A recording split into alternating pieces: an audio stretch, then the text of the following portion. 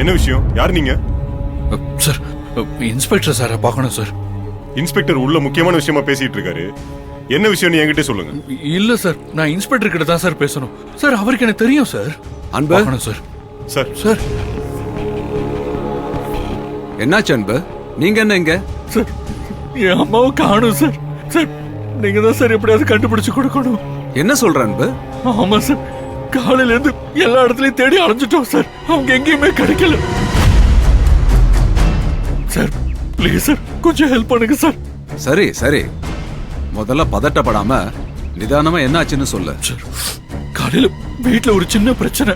எனக்கும் எங்க அம்மாவுக்கும் வாக்குவாதம் ஆயிடுச்சு. அதுல ஒரு சின்ன மனஸ்தாபம் சார்.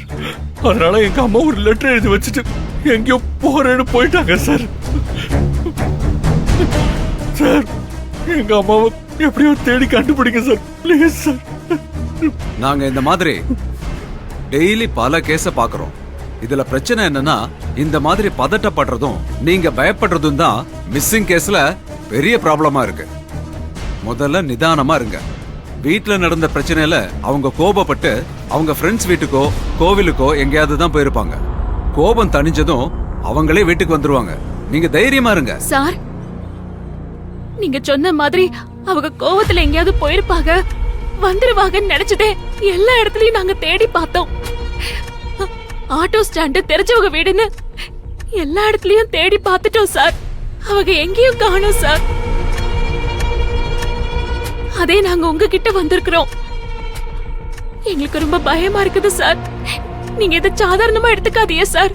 ஆனந்தி, நான் உங்களை நிதானமா இருக்க சொன்னேனே தவிர நான் எந்த ஆக்ஷனும் எடுக்க மாட்டேன்னு சொல்லல. நான் என்ன பண்ணணுமோ அதை நிச்சயம் பண்றேன். அன்பு, முதல்ல உங்க அம்மாவோட ஹைட்டு, வெயிட், நிறம், அவங்க என்ன கலரு, அவங்க இன்னைக்கு கட்டியிருந்த சாரி, எல்லா டீடைல்ஸோட சேர்த்து அவங்க போட்டோவை எனக்கு மெசேஜ் பண்ணுங்க.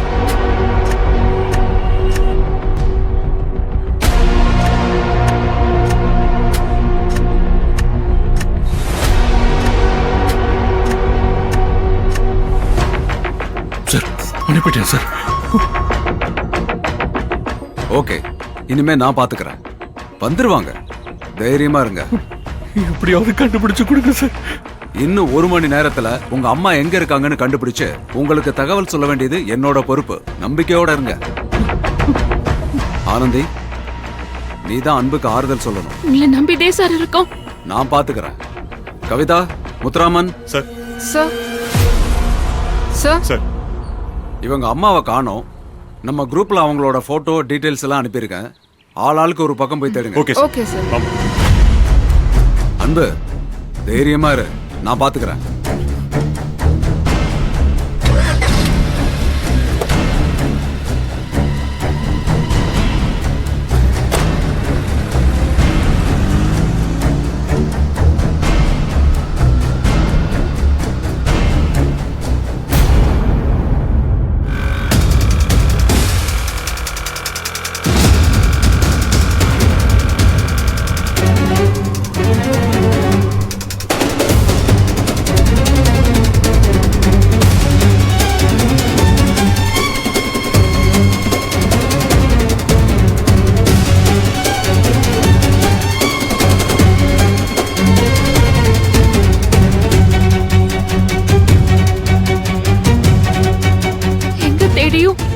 அம்மாவை எங்கேயுமே காணுமே அன்பு.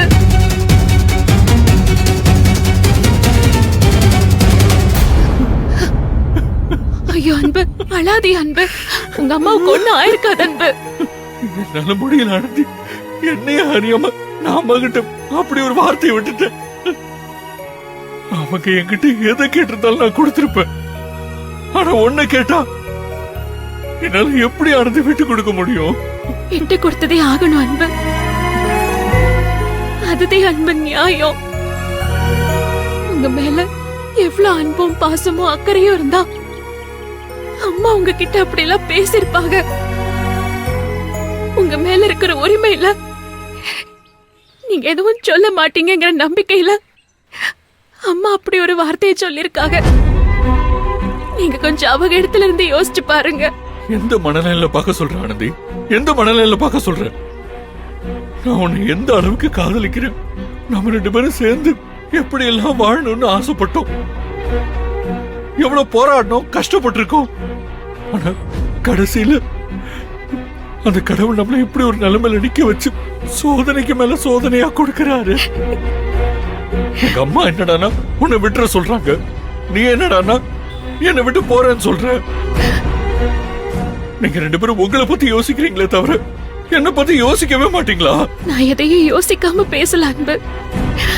ஆனா நீங்க என் இடத்துல இருந்து கொஞ்சம் யோசிச்சு பாருங்க. என் வயசுக்கு மீறின அசிங்கம், அவமானம், வலி, வேதனை, பழி, பாவம் எல்லாத்தையும் சுமந்துட்டு நிக்கிறேன்.